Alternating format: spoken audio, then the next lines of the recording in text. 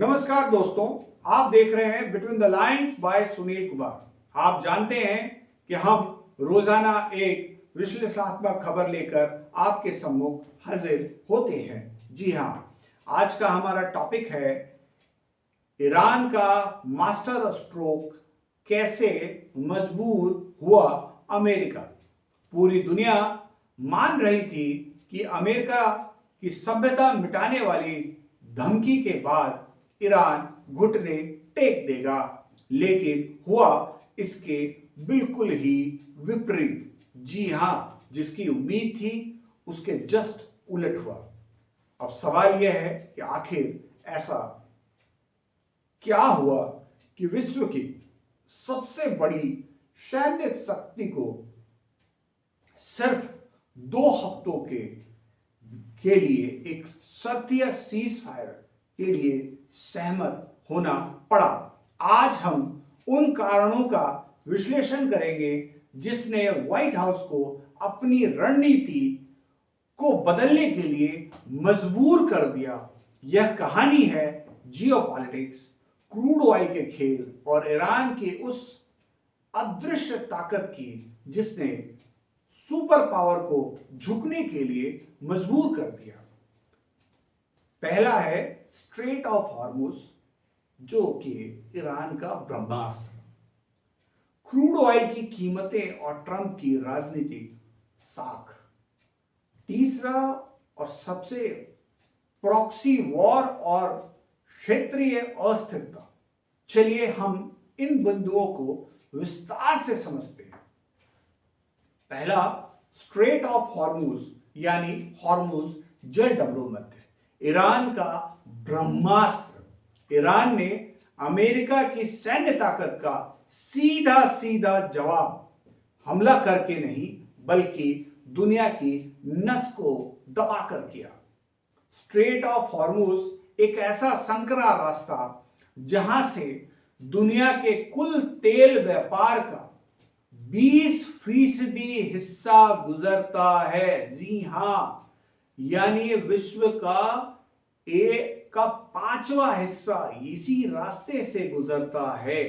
जैसे ही अमेरिका और इजराइल ने संयुक्त रूप से ईरान पर हवाई हमले शुरू किए, ईरान ने अपनी नौसेना और मिसाइल यूनिट को इस जल मार्ग पर तैनात कर दिया।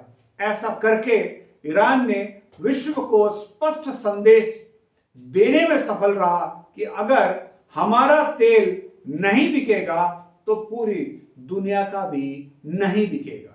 ईरान ने व्यापारिक जहाजों पर हमले की धमकी दी, जिससे इंश्योरेंस कंपनीज डर गई और सप्लाई चेन ठप हो गया। जैसा कि हम जानते हैं कि जहाज चलने से पहले अपनी जहाज का इंश्योरेंस कराती है और इंश्योरेंस कंपनी ने ही इंश्योरेंस देने से मना कर दिया। राष्ट्रपति ट्रंप समझ गए कि अगर यह रास्ता बंद रहा तो वैश्विक अर्थव्यवस्था ताश के पत्ते की तरह ढह जाएगी। दूसरा, जैसा कि हमने बताया आपको, क्रूड ऑयल की कीमतें और ट्रंप की राजनीतिक साख। राजनीति में सबसे बड़ा हथियार पैसा होता है। युद्ध शुरू होते ही क्रूड ऑयल की कीमतें $100 के पार चली गई। विश्लेषकों का मानना था कि अगर युद्ध लंबा खिंचा तो कीमतें $150 से $200 प्रति बैरल तक जा सकती थी। डोनाल्ड ट्रंप की अमेरिका फर्स्ट नीति का आधार है सस्ता ईंधन और मजबूत बाजार। अगर अमेरिका में पेट्रोल की कीमतें दुगुनी हो जाती तो ट्रंप की अप्रूवल रेटिंग गिरना तय था। आर्थिक मामलों के जानकार के अनुसार ट्रंप युद्ध तो जीत सकते थे, लेकिन वो अपनी अर्थव्यवस्था हार जाते। इसी सेल्फ इन्फ्लिक्टेड इकोनॉमी इंजरी यानी खुद को पहुंचने वाली आर्थिक चोट के डर ने अमेरिका को सीज फायर की मेज पर बिठा दिया। तीसरा है प्रॉक्सी वॉर और क्षेत्रीय अस्थिरता। ईरान की असली ताकत उसकी रेगुलर आर्मी से ज्यादा उसके प्रॉक्सीज में है। जी हां, प्रॉक्सीज में है। लेबनान से लेकर यमन तक ईरान समर्थित गुटों ने अमेरिकी ठिकानों और सहयोगियों पर दबाव बढ़ा दिया।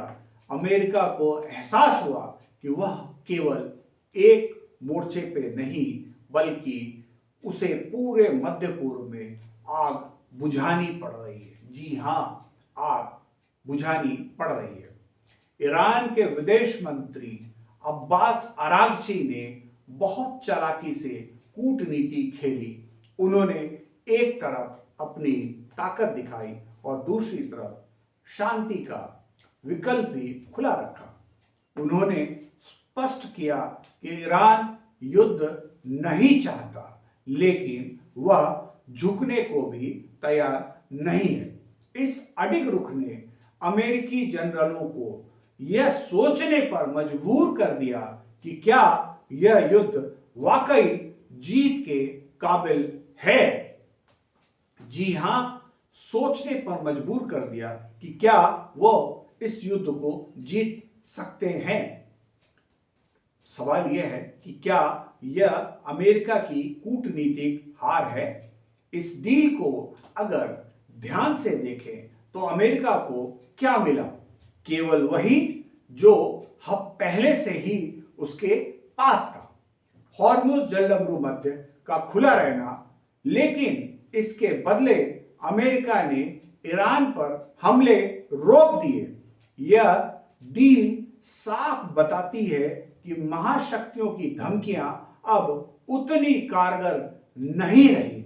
ईरान ने साबित कर दिया कि एक छोटी लेकिन रणनीतिक रूप से महत्वपूर्ण शक्ति भी महाशक्ति को अपनी शर्तों को मानने के लिए मजबूर कर सकती है। जब राष्ट्रपति ट्रंप ने कहा कि आज रात एक सभ्यता खत्म हो जाएगी और फिर समझौते पर साइन किए, तो उन्होंने अनजाने में यह स्वीकार कर लिया कि ईरान के पास अमेरिका को भारी नुकसान पहुंचाने की क्षमता है। तो दोस्तों, ईरान की तैयारी वाकई ट्रंप पर भारी पड़ी। यह सीज फायर फिलहाल के लिए बाजारों को थोड़ी राहत दे सकता है, लेकिन इसने भविष्य के लिए एक बड़ा सवाल खड़ा कर दिया है। क्या अब महाशक्तियां केवल धमकियों से काम चला पाएंगी? क्या आपको लगता है कि ईरान ने अमेरिका को पूरी तरह मात दे दी है? यह सिर्फ ट्रंप की एक गहरी चाल है। अपनी राय कमेंट्स में जरूर बताएं। कंटेंट पसंद आया हो तो वीडियो को लाइक और शेयर करें। साथ ही चैनल को सब्सक्राइब करना न भूलें। धन्यवाद।